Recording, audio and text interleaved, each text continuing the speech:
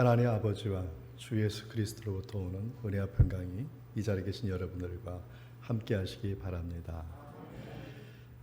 저는 지난주에 특별한 경험을 했습니다. 성도님들과 함께 연주에 참여했는데 노르웨이 작곡가이자 피아노 연주자인 에드바르 하게루프 그리그라는 분의 작품을 접하게 되었습니다. 저는 음악에 대해서 잘 몰라서 먼저 팜플렛을 이렇게 펼쳐보니까 음악은 잘 몰라도 이런 내용으로 음악을 하는구나 좀 이해가 깊더라고요. 또 인터넷을 찾아보니까 이분이 어머님이 계시는데 어머님이 유명한 피아니스트였다고 합니다. 그래서 어머니로부터 피아노를 배우고 15세에 세계의 유럽의 음악가들이 모이는 독일로 유학을 와가지고 공부를 시작하는데 유명세를 탔어요. 오스트레일리아라든지 그 빈이라든지 그다음에 독일이라든지 파리라든지 이런 데서 이제 명망이 있으면 출세를 위해서 계속 거기에 머물 텐데 이분은 특별하게 이제 유명세를 탈 때 다시 고향으로 돌아왔습니다. 노르웨이로. 노르웨이 와가지고 이분이 뭘 했냐면은 본인이 알고 있는 음악에다가 노르웨이의 민족 음악, 리듬과 화음과 운율을 넣어서 그래서 노르웨이의 그 정신을 좀 드러내는 그러한 민족주의 음악에 이렇게 심취를 하셨어요. 그런데 그 심취한 그 음악이 또 세계에 알려져서 세계 유명한 음악인의 반열에까지 오르게 된 분이십니다. 저는 이 곡을 김연아 교수님의 바이올린을 통해서 그리그의 이 곡을 연주를 봤는데 잘 모르잖아요. 근데 팜플렛을 읽어봤잖아요. 근데 뭔가 모르는 그 노르웨이의 그 2억 마일리 떨어진 그 땅, 그 냄새, 그 이미지, 어떤 면에서 어떤 음악을 통해서 오는 그 향기, 그리고 20대 때 지은 작품, 또 결혼해서 지은 작품, 또 중년이 넘어서 지은 작품, 이렇게 그 일생을 한번 이렇게 흩어주니까 전 남다른 좀 감동을 받았어요. 저는 음악회 가서 처음으로 안 졸았어요. 처음부터 끝까지 눈을 뗄 수가 없었습니다. 귀도 막 열리고. 그러면서 저는 이번 주 주일 설교를 준비하면서 이런 마음이 들었어요. 음악가 한 사람도 자기의 나라, 그 나라에 대한 그 민속적인 그걸 이미지를 선율의 음악에 구현해내려고 하고 그것을 통해서 사람들이 그 나라에 대한 것을 생각하게 하고 그 나라를 바라보게 하는 이러한 매력이 있듯이 우리 그리스도인들도 그렇게 살아야 되지 않을까? 우리는 이 세상에 살지만 그와 동시에 우리는 어디에 살고 있어요? 하나님의 나라에 살고 있는 줄 믿습니다. 하나님의 나라에 살고 있는 우리들을 통해서 뭔가 구현해내야 되고 뭔가 사람들이 우리의 모습을 보면서 저 사람은 그리스도인이구나. 저 사람은 예수님 믿는 사람이구나. 저 사람은 교회 다니는 사람이 이것을 드러내야 되는데 사람들 눈에는 하나님 나라가 보이지 않잖아요. 그래서 저와 여러분이 지금 이 세상에 있는 이유이라고 저는 생각합니다. 사랑하는 성도 여러분, 저와 여러분이 이 세상에 있는 존재, 그 이유는 지금 하나님의 그 나라를 저와 여러분을 통해서 지금 알리기를 원하시고 세상에 전하기를 원하신다. 할렐루야. 저를 따라서 해보겠습니다. 나는 하나님의 나라에 사는 사람입니다. 할렐루야. 그럼 세상 사람들이 모르잖아. 그 모르는 이 하나님의 나라를 우리가 어떻게 구현해낼까? 저는 오늘 본문을 통해서 몇 가지 살펴보고자 합니다. 첫째는 하나님의 나라를 구현해내는 사람은 오늘 본문에 보면은 평화를 전하는 사람이다. 오늘 본문은 평안이라 돼. 평안을 전하는 사람이다. 예수님은 제자들에게 평안을 전하라고 명령을 하셨고 사명을 주셨어요. 그 중에 한 부분 본문의 3절과 5절 말씀을 우리 함께 읽겠습니다. 갈지어다 내가 너희를 보냄이 어린 양을 이리 가운데로 보냄과 같도다. 전대나 배낭이나 신발을 가지지 말며 길에서 아무에게도 무난하지 말며 어느 집에 들어가든지 먼저 말하되 이 집이 평안할지어다 하라. 아멘. 누가복음 9장에는 예수님께서 마을을 지날 때마다 사람들이 와서 내가 주님을 따르겠습니다. 이런 지금 상황이 묘사되어 있고요. 이제 10장으로 오면은 어떤 말씀이 나오냐면 70명의 제자를 이제 세상에 파송하는 그런 말씀으로 넘어가게 됩니다. 세상에 파송할 때 예수님께서 오늘 본문에 세 가지를 말씀하셨습니다. 첫째는 너희를 보냄이 어린 양을 이리 가운데 보냄과 같도다.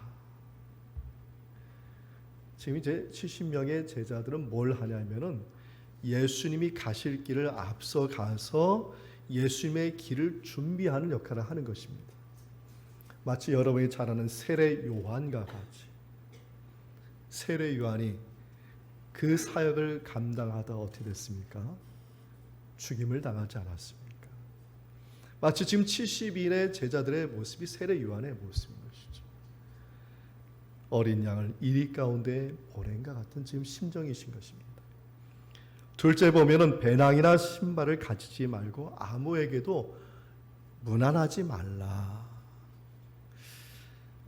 이것은 무소유의 개념보다는 뭐냐면 예수님이 주신 사명, 그 사명에 집중하라는 말씀으로 볼 수 있습니다. 유대인들은 길거리에서 한번 만나면은요 이야기가 길어진대요. 오늘 같으면 안녕하세요 하고 그냥 지나치잖아요. 악수 한번 하고. 그 당시의 사람들은 우리 한국도 마찬가지, 조선시대도 마찬가지. 딱 만나면 네 할머니는 잘 계시나? 네 할아버지는 잘 계시나? 네 친척 사촌은 잘 있나?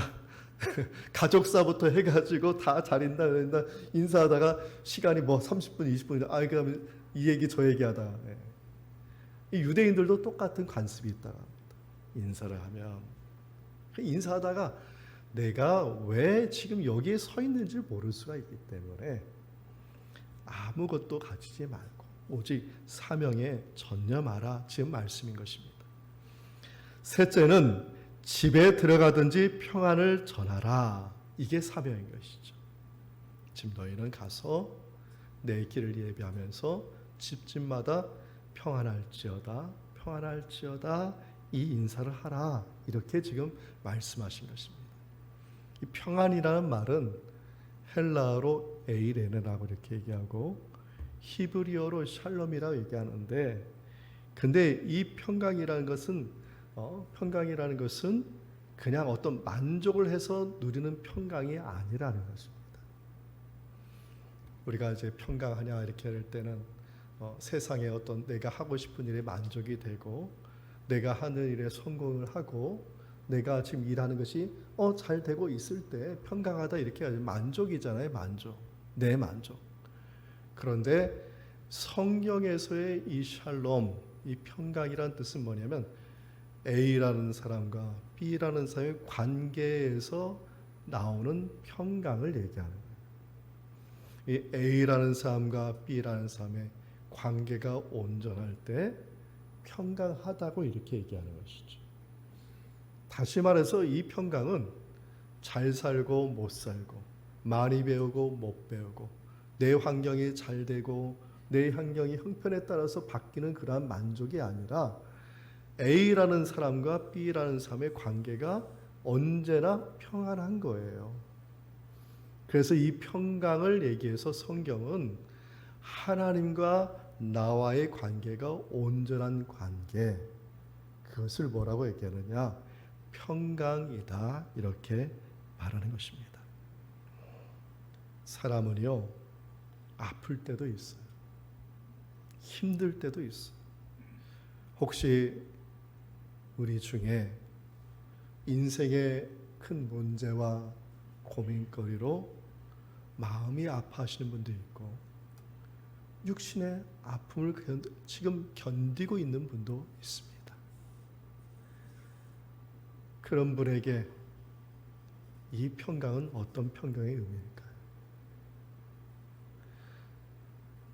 세상이 줄 수 없는 평강, 하나님만이 주실 수 있는 평강, 하나님만이 나와 관계에서 주시는 그 평강은 세상에 줄 수 없는 그 평강이라는 것입니다.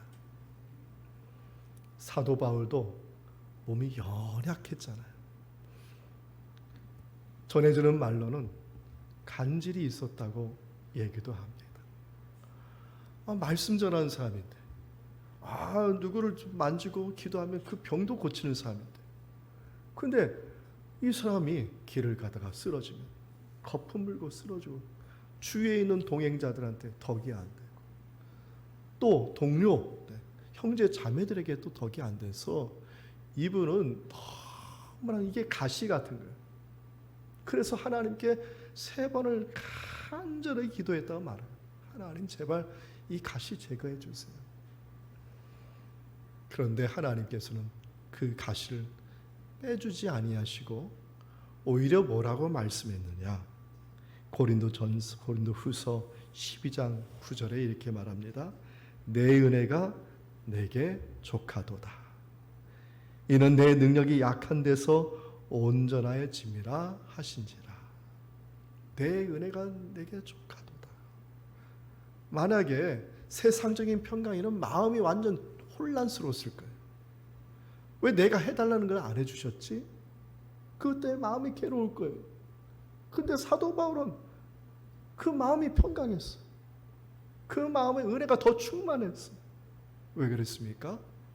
세상이 주는 만족을 주는 평강이 아니라 주님과 나와의 관계가 온전한 관계에서 항상 있다는 그 사실에 늘 마음이 평안했다는 것이죠. 이 자리에 계신 여러분 중에 이러한 아픔이 있는 사람, 그런 분이 있다면 주님과 온전한 관계 속에 있기를 축원드립니다. 이 관계에 있으면 우리의 영과 혼과 육의 모든 근심 걱정을 주님께서 해결해 주신다는 것이죠. 여러분이 잘 아는 빙점이라는 작가, 미우라 아야코라는 사람 잘 아실 것입니다. 이분은 20대의 폐결핵에 걸려가지고 13년 동안 병상에 누워있는 신세였습니다. 그 당시 이 사람은 무신론자였습니다. 그런데 병원의 요양 중에 이 사람이 하나님을 만나게 되고 그 만남의 그 감동을 시로 표현했는데 시 제목이 아프지 않으면 이라는 제목입니다. 제가 읽어드릴게요. 아프지 않으면 들으지 못할 기도가 있다. 아프지 않으면 듣지 못할 말씀이 있다. 아프지 않으면 접근하지를 못할 성전이 있다. 아프지 않으면 우러러 보지 못할 거룩한 얼굴이 있다. 아프지 않으면 나는 인간일 수 없다. 인간의 육체의 이 가시, 아픔을 느끼게 됩니다. 그러나 이 미우라 아야꾼은 완전 반전을 시켰어요. 아프기 때문에 내가 하나님을 만났고, 하나님을 만나기 때문에 비록 병상에 누워 있다 할지라도 나는 참된 평강을 누렸다는 거 아니겠습니까? 이 자리에 계신 여러분, 지금 저와 여러분은 하나님의 나라에 서 있는 줄 믿습니다. 그러면 내가 참 평안이 지금 물려오지 않는다면 선포하십시오. 내 자신에게. 나는, 따라서 해보겠습니다. 나는 하나님의 나라에 서 있다. 나에게 주님의 평강이 있다. 할렐루야. 주님의 평강이 나에게 있다고 선포하세요. 왜냐하면 이 선포와 상관없이 우리는 지금 주님의 평강이 있는데 내가 그것을 깨달지 못하고 있기 때문입니다. 우리 모두가 지금 하나님의 나라의 평강 안에 지금 있다는 사실 기억하시고 그 평강을 구현해낼 수 있는 저와 여러분의 삶이 되기를 축원드립니다. 두 번째로 생각할 것은 하나님의 평강을 자꾸 생각하고 하나님과의 관계 안에 있으면 어떤 마음이 드냐? 아, 하나님의 나라가 내 마음에 있구나. 하나님의 나라가 멀리 있는 것이 아니라 하나님의 나라는 지금 내 바로 가까이에 있고 그 하나님의 나라는 바로 내 마음에 있다는 것을 깨닫게 된다는 것이죠. 오늘 본문의 하나님의 나라에 관한 본문 말씀 중에서 한 절, 9절 말씀을 함께 읽겠습니다.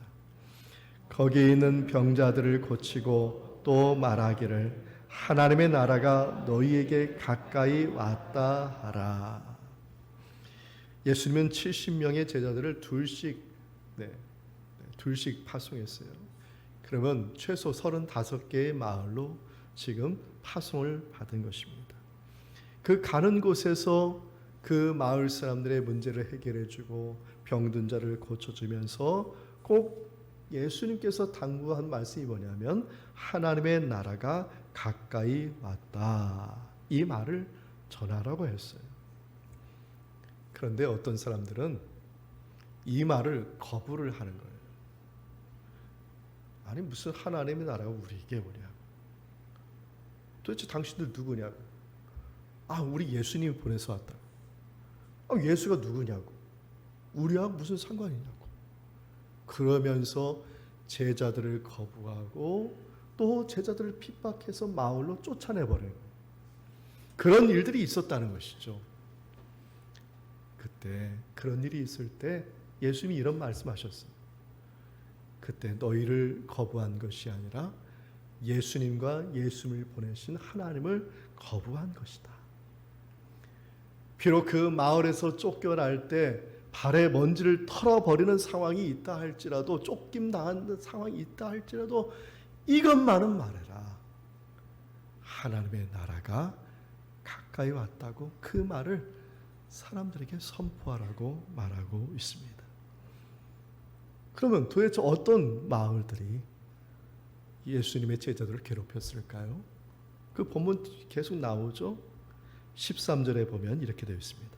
화 있을진저 고라시나 화 있을진저 벳세다야 너에게 행한 모든 권능을 두로와 시돈에게 행하였더라면 그들이 벌써 베옷을 입고 제에 앉아 회개하였으리라. 또 뒤에는 또 한 마을에는 가버나움도 나옵니다. 여러분 가버나움이 어떤 곳이냐면 예수님이 거의 3년 동안 그곳에 머무르시면서 말씀을 가르치신 것이고 예수님이 기적을 일으키신 것이고 심지어는 오병이어의 기적까지도 지금 고라신, 벳세다, 가버나움에서 갈릴리 호수 주변에서 예수님이 그렇게 기적을 베풀었는데도 불구하고 이 마을 사람들은 예수님을 거부하였다는 거죠. 예수님은 그들에게 말씀하시죠. 화 있을진저, 화 있을진저. 이 말은 뭐냐면 심판이 있을 거란 말씀입니다. 그런데 지금 예수님이 어떻게 했어요? 그럼에도 불구하고 또 제자들을 보내서 한 영혼이라도 구원받기를 원하시는 것이 지금 예수님의 심정임을 지금 보여주고 있는 것입니다. 우리도 누구를 전도하고 선교할 때, 또 주님의 일을 섬길 때 열매가 맺히지 않을 때도 있어요. 또 내가 원하는 때 결실이 없을 수도 있어요. 그럼에도 불구하고 다 더디되는 것은 하나님께서 다 뜻이 있고 때가 있다는 것을 믿고, 절대로 하나님 나라는 저 멀리 있는 것이 아니에요. 하나님 나라는 가까이 있고 내 안에 계셔서 하나님께서 내 하는 모든 일을 이끌고 계신다는 이 믿음을 포기하지 않는 저와 여러분 되기를 축원드립니다. 베드로후서 3장 9절의 말씀인데 우리 함께 읽어보겠습니다. 주의 약속은 어떤 이들이 더디다고 생각하는 것 같이 더딘 것이 아니라 오직 주께서는 너희를 대하여 오래 참으사 아무도 멸망하지 아니하고 다 회개하기에 이르기를 원하시느니라. 아멘. 우리가 아픔이 있을 때 하나님 나라는 저 멀리 있다 생각해요. 절대 그런 생각하지 마십시오. 내가 일이 안 될 때 하나님 나라는 저 우주 끝에 있어서 내가 기도하는 것도 들리지 않으시는가 보다, 이렇게 생각할 수, 절대 그런 생각하지 마십시오. 하나님 나라는 고통당하는 자에게 더 가까이 계시고 아픈 가운데 있는 사람에게 더 가까이 계셔서 어떻게든지 도와주시기를 원하신다는 사실, 이 믿음을 가지시는 저와 여러분 되기를 축원드립니다. 때가 되면, 우리 주님의 손은 전능하신 손이잖아요. 능하신 주님의 손이 역사해서 때가 되면 높여주시고 역사하여 주신다. 베드로전서 5장 6절 말씀 우리 함께 읽겠습니다. 그러므로 하나님의 능하신 손 아래서 겸손하라. 때가 되면 너희를 높이시리라. 아멘. 저를 따라서 해보겠습니다. 하나님의 나라는 가까이 있습니다. 우리 가슴에 손 얹고 얘기해 볼까요? 하나님의 나라는 내 안에 있습니다. 할렐루야. 예수님 모시고 있으면 내 안에. 그러니 절대로 아프다고 실망하지 마시고 힘들다고 절망하지 마십시오. 오히려 하나님의 나라가 내 안에 있으니까 그 하나님의 나라를 구현해낼 수 있는, 그것을 내 몸과 내 말과 내 눈빛으로 묘사해내서 오히려 하나님이 영광받게 하는 저와 여러분의 삶이 되기를 축원드립니다. 세 번째로, 하나님의 나라가 내 안에 있으면 내 마음이 어떤 마음이냐? 기쁨이 충만하게 되는 것입니다. 기쁨이 충만하게 됩니다. 하나님의 나라 역사가 내 눈에 보여요. 여러분 어떤 심정이에요? 기쁨이에요. 지금 제자들이 지금 그런 상황인 것이죠. 본문의 19절과 20절 말씀을 우리 함께 읽겠습니다. 내가 너희에게 뱀과 정갈을 밟으며 원수의 모든 능력을 제할 권능을 주었으니 너희를 해칠 자가 결코 없으리라. 그러나 귀신들이 너희에게 항복한 것으로 기뻐하지 말고 너희 이름이 하늘에 기록된 것으로 기뻐하라 하시니라. 아멘. 제자들이 주님의 권능을 받고 마을에 가서 귀신을 쫓아내고 병을 고치는 사역을 하니까 너무나 기뻐. 하나님의 나라가 지금 가까이 와 있다는 것은 너무나 지금 눈으로 보니까 너무나 기뻐가지고 지금 예수님께 와가지고 선교하는 기뻐가지고 예수님의 이름으로 하니까 귀신도 쫓아가고 마귀 사탄도 쫓아가고 병든 자도 일어났습니다. 이렇게 기뻐하던 거예요. 지금 70명의 제자들이 기뻐할 때 예수님의 마음은 어땠을까요? 당연히 기뻐하셨죠. 여러분이 정말 힘들고 어려운 가운데서 하나님의 사명인 줄 알고 하나님의 사역인 줄 알고 그 자리를 지키면서 기도하며 믿음으로 지킬 때 하나님이 어떠하실까요? 기뻐하시죠. 저와 여러분들이 각자 사회에서 자기 역할을 잘 감당해서 하나님의 나라를 세상에 알릴 때 하나님은 어떨까요? 기뻐하시죠. 이 자리에 계신 여러분이 하나님의 기쁨이 되는 그러한 삶을 사시기를 주님의 이름으로 축원드립니다. 지금 예수님의 말씀은 뭐냐면 본질적인 기쁨을 얘기하는 것입니다. 본질적인 기쁨. 지금 어떤 기쁨이냐? 지금 무엇을 해서 무엇이 이루어졌다는 기쁨보다 본질적인 기쁨, 너희들이 하늘에 기록된 것, 생명책에 기록된 것, 너희들이 예수 그리스도를 믿어서 구원받게 된 것을, 그것을 기뻐하라는 지금 말씀하고 계신 것이죠. 그리스도의 기쁨의 근원이 어디 있습니까? 여러분 앞에 말씀드렸듯이 어떤 일이 잘 돼서 만족으로 누리는 기쁨은 오래 갈 수가 없어요. 왜 그러냐면 그것은 언제든지 무너질 수 있기 때문에. 그러나 예수 그리스도의 이름으로 우리가 믿음을 가지고 구원받은 것은 이 세상이 다 심판받고 멸망받나 할지라도 그것은 절대로 없어지지 않는 기쁨이다. 여러분이 다 예수 믿고 구원받은 줄 믿습니다. 일평생 그리고 영원토록 하나님의 나라에서 우리가 이것을 찬양하고 기뻐하고 감사할 수 있는 저와 여러분 되기를 축원드립니다. 근데 이것이 습관이 돼야 돼요. 감사하는 것도 습관이잖아요. 감사하는 것도 습관이에요. 머리로만 감사해요. 생각으로 감사해요. 마음으로만 감사해요. 근데 내가 내 몸으로 표현하지 못할 때 상대방은 언제든지 오해할 수가 있다는 것이죠. 여러분 간디의 이야기 많이 아실 겁니다. 이 간디가 어느 날 기차를 타고 여행을 하다가 수행원들과 함께 기차를 딱 올라타다가 신발을 하나 떨어뜨렸어요. 수행원들이 기차가 막 출발하니까 탄이라고 신발을 줍지 못한 것이죠. 수행원들이 다 어쩔 줄 모르는 그 상황에서 간디가 뭘 했냐면 나머지 발에 있는 신발도 떨어뜨려요. 그래서 수행원들이 물었어요. 아니 왜 신발을 떨어뜨리냐고, 나머지 하나도 가져야 되지 않느냐 이렇게 얘기했더니 간디가 이럴 말을 했어요.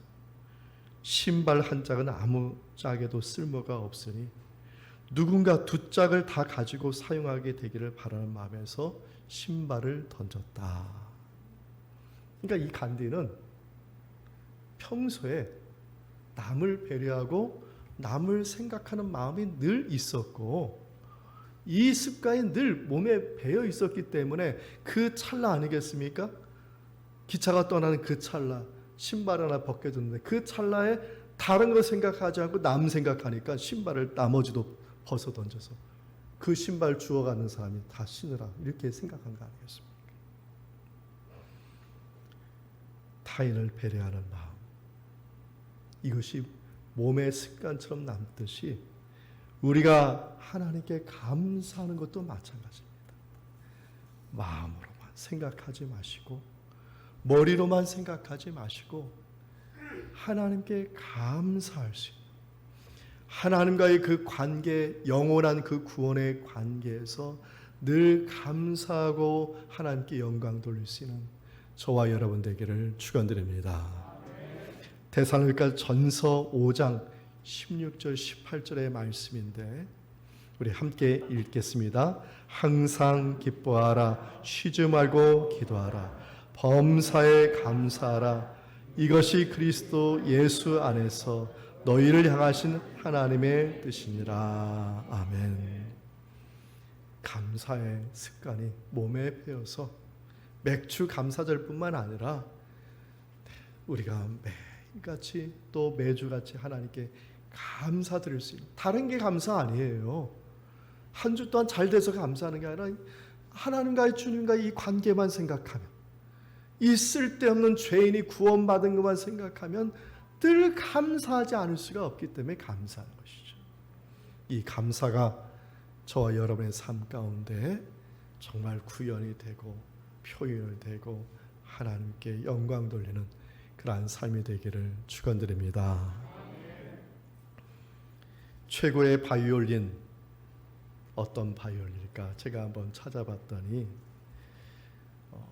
크게 두 가지 바이올린인데 세계적으로 더 유명한 바이올린이 300년 전에 안토니오 스트라디바리우스가 만든 바이올린이더라고요. 인터넷 검색해 보니까 숫자의 차이는 있지만은 대략적으로 이분이 일평생 만든 바이올린 한 1000개 정도 되었고, 그 1000개가 그 당시 명품이었어요. 귀족 집안에 이걸 가지고 있으면 이게 자랑거리가 할 정도로 명품이었어요. 그리고 지금 현재 남아있고 보존되어 있는 게 한 500개 정도 남아있다는 것이죠. 근데 이 스트라디바리우스의 이 바이올린이 명성이 자자한 이유는 뭐냐면은, 첫째는 이 바이올린을 만드는 기술을 지금도 재현해낼 수가 없다는 거예요. 이 스트라디바리우스가 자신의 기술을 두 아들에게 전수했는데 그 두 아들도 오래 살지 못하고 갑자기 죽게 되어서 완전 이 기술이 대가 끊겨버려가지고 전수가 되지 않았고 300년 동안 무수히도 이것을 어떻게 구현해낼까 했는데 구현해내지 못하고 있다고 합니다. 두 번째, 이 바이올린이 유명한 것은 소리에 있습니다. 이 바이올린에 쓰인 나무는 그 당시의 기후 환경에 따라서 나온 나무이기 때문에 지금도 그 나무가 똑같은 나무가 있다 할지라도 그 당시 300년 전에 그 나무의 재질을 살릴 수가 없다는 거예요. 그러니까 지금 아무리 좋은 나무를 가지고 재질이 좋은 걸 해도 절대로 스트라디바리우스가 만든 바이올린의 소리를 재현해낼 수가 없다는 것이죠. 그러면 명품 바이올린이 되면 명품 소리를 낼까요? 그렇지 않다는 거예요. 이런 말이 있더라고요. 악기가 소리를 기억한다. 아무리 좋은 명품 악기라도 이 바이올린을 키지 못하는 사람이 이것을 계속해서 이 음을 재현하고 반복하게 되면 이 악기가 그 음을 기억해 가지고 아무리 좋은 명품 악기도 완전히 망가져 버리게 된다. 그럼 스트라디바리우스의 이 바이올린이 300년이 지나면서도 명품 악기에다 명품 소리를 유지할 수 있었던 이유는 당시 최고의 바이올리스트들이 대를 이어서 계속해서 소리를 조율해 주었기 때문에, 그래서 지금도 명품 악기로 명품 소리를 만들어내는 바이올린이 되었다는 것입니다. 인생은 누구에게 붙잡혀 있느냐가 중요한 것이에요. 저와 여러분, 죄인된 저와 여러분들이 예수 그리스도를 믿고 저희가 새로운 피조물이 되었다는 의미가 무엇입니까? 저와 여러분들이 다시 죄인으로 태어났다는 의미입니까? 아니죠. 저와 여러분들은 하나님께서 최고의 걸작품으로 새로운 피조물로 만들어 주셨다는 거예요. 그러면 이 새로운 피조물이 누구의 손에 붙잡혀 있을 때 최고의 명품 소리를 내느냐? 하나님께 붙잡혀 있을 때. 내가 구원받았다고요? 아니에요. 아직 발령택이에요. 하나님 손에 붙잡혀서 켜져야죠. 켜질 때 하나님의 나라가 세상에 전해지고 묘사되고 구현될 때 저와 여러분이 명품 악기가 되는 것입니다. 부족하다고요? 내가 상황이 안 난다고요? 절대 그렇지 않습니다.